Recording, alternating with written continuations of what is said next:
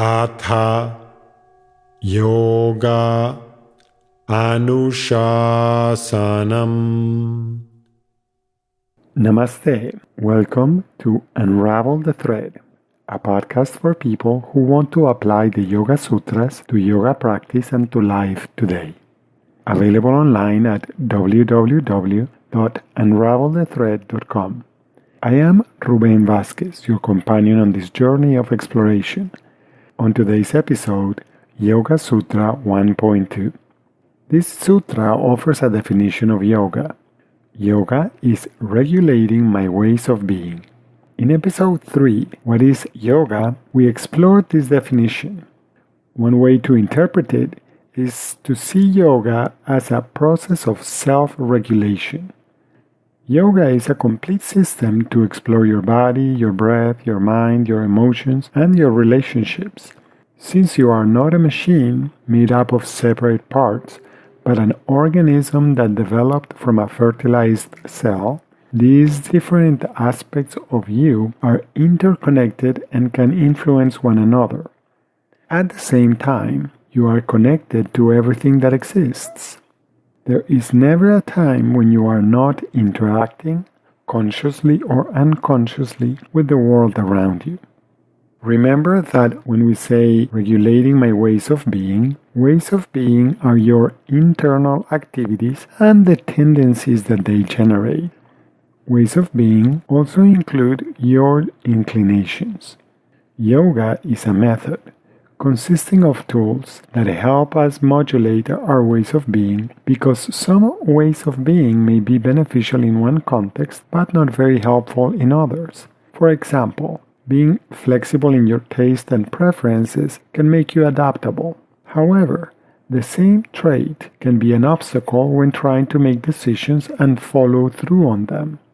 The yoga perspective asks you to notice what you're doing in order to clarify what contributes to presence and what doesn't. Knowing the distinction between the two is a fundamental skill enabling us to down-regulate unhelpful ways of being to make life-affirming decisions. Additionally, since there is a tendency for many of us to get distracted and entangled in our sensations, emotions, thoughts, and stories, yoga teaches us to monitor and regulate these tendencies. The literal translation of yoga as yoking suggests bringing together our body, breath, mind, and emotions to enhance the quality of our participation in our lives. For instance, most of us pay some attention to the weather, even just by looking out through our window for the practical purpose of making intelligent choices, like taking along an umbrella if it seems like it will rain. A simple weather event like rain can generate two quite distinct reactions in the same person. For example, if I am working on my garden and I recently finished planting seeds in the ground, I may be quite happy when it starts raining. On the other hand, if I have plans to meet my friends for a picnic, I may feel frustrated or upset about having to change or cancel my plans when it rains. Same person, same meteorological event, but two very different reactions. Most of us would probably agree that when the weather outside aligns with our preferences, we feel happy or at least in a good mood. Of course, it is easier to feel happy when everything is going according to our liking. However, when the weather turns, does that make our mood turn as well? Is the person who finds today's weather lovely the same person that complains tomorrow because it is too hot, too humid, too cold, too windy, or too rainy? How do you react to the weather outside? One tendency may be to want to control the weather. Another would be to try to predict everything that could happen. While the first approach may cause frustration because we can't control what is happening outside ourselves, the second option tends to generate anxiety because we might be constantly trying to make sure that we have accounted for all possible outcomes. From the perspective of self-regulation, it is critical to distinguish what is within and what is beyond our control. Worrying about what is beyond our control is clearly a waste of energy. Then we can turn our attention to what is within our control. Here is where the tools of yoga can provide insight. Practicing the wise guidelines for behavior known as the yamas and niyamas, we may find that it is challenging to act with kindness and contentment all of the time. Practicing postures and movements, asana and vinyasa, can show us that we have limited control over our body. Practicing the breath regulation techniques, pranayama, can show the limits of our ability to control our breathing processes. Attempting to practice inner sensitivity, pratyahara, may demonstrate our shortcomings in mastering our senses. Practicing concentration, dharana, and meditation, dhyana, will likely show us that it is quite difficult to keep our attention in one place even for just 3 or 4 minutes. All of these tools of yoga are directed to remove inefficiencies. In fact, every yoga technique will likely uncover inefficiencies and obstacles and will also facilitate their removal. In the process, we will likely learn also some humility. Moreover, learning to shift our attention from trying to control the world outside to directing our energy where it can be effective, our internal environment, we will be able to notice how external events beyond our control influence how we feel and think. Letting our attitude and outlook be at the mercy of external phenomena is a recipe for being on a constant emotional roller coaster. This definition of yoga as regulating our ways of being is asking, is it possible for you to regulate your own internal climate by choosing how you respond to what is happening outside? Seeing yoga as a system to regulate your ways of being means that yoga enhances your ability to respond congruently to your life. In that way, yoga practice empowers you to become responsible for your own internal climate. In summary, we start by becoming aware of our ways of being. Then we let go of what is beyond our control. The next step is to notice what is within our control. With playful curiosity, we learn to modulate our attitude, body, breath, senses, and mind. The more attuned we are to our inner climate, the easier it will be to determine how our thoughts, emotions, movements, attitude, posture, and breath are influenced by what is happening outside.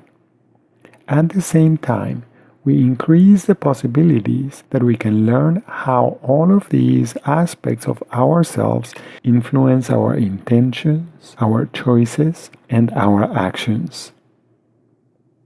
One more way of thinking about this definition of yoga is that yoga is being with what is. Put simply, instead of fighting this moment, you choose to accept this moment as it is, and yourself as you are. As you attempt to be in this moment, you notice if your ways of being that manifest in posture, movements, thoughts, emotions, and attitude contribute to your wholehearted and unconditional participation in the moment you are in. If so, you continue flowing harmoniously with life and its ever-changing circumstances. Otherwise, if your ways of being are obstacles to presence, you are in charge of regulating your ways of being so that you can be fully present. On the journey of yoga, there are 2 options. The first is to be in the state of yoga, and the second is to move towards that state. Being in the state of yoga is being with what is and with yourself as you are. The second, moving towards that state, is regulating your ways of being. You can do the latter by asking yourself, am I fully present? You can also ask, how is this posture enhancing my presence? How is this movement enhancing my participation? How is this thought enhancing my contribution to life? How is this attitude influencing my presence? How is this way of breathing conducive to participating fully in this moment? Notice that it is essential to be aware of your own ways of being in order to be able to regulate them. Thus, yoga requires you to be aware of your tendencies by noticing your inclinations and predispositions and then asking yourself, is this tendency useful right now? And is this tendency helping me move towards presence?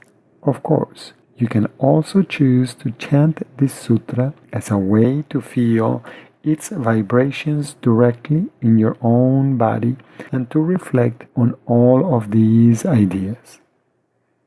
You can choose between the traditional version, Yoga's Chitta Vritti Nirodha, or its simplified version with each word chanted individually.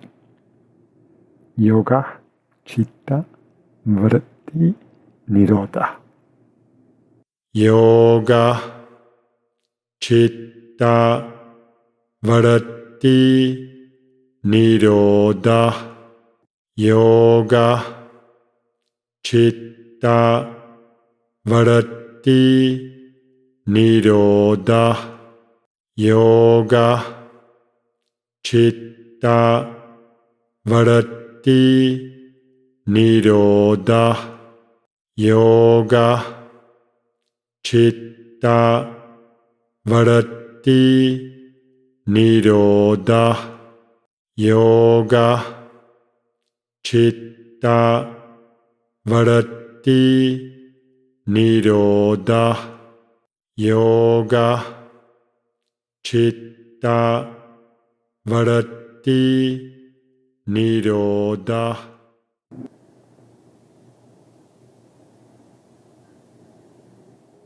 Thank you very much for listening. I hope you can join me for the next episode.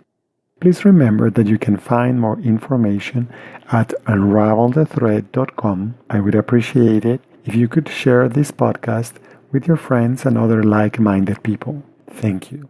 Until next time, namaste.